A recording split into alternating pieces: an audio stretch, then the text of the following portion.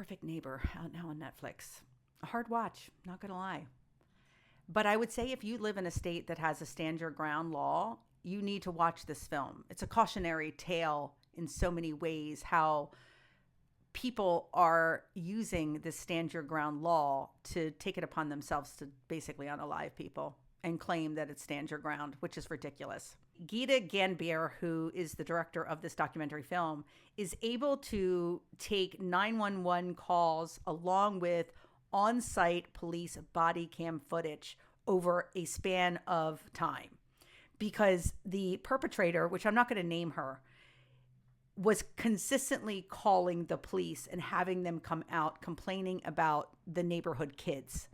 And a lot of the parents were just kind of like, this lady's a Karen, she's a pain in the ass. And, it was problematic, but it never really escalated too far, until this tragic day where this woman then unalives the beautiful mother of 4, AJ Owens. And it takes you through this, and it takes you through what was leading up to this, what transpired.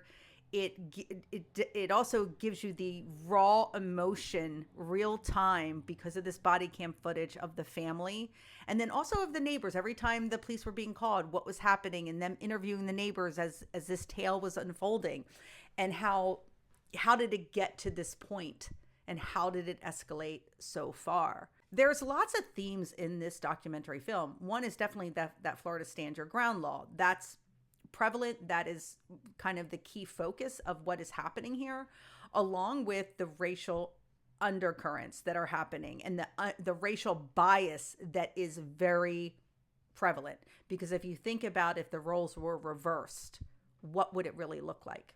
If AJ Owens was the one that shot the woman, would it look the same? I think we know the answer to that. And then finally, the role of law enforcement as a whole and how they were handling this problem over and over again. It also is kind of ironic because the title of the film, The Perfect Neighbor, is playing on what this perpetrator said that she was. She's like, hey, I'm the perfect neighbor, which she was far from that. Really dives into the victims at the end of the day and the overall community and that sense and what they had to deal with ongoing even after this tragedy happened, and for them to fight for justice.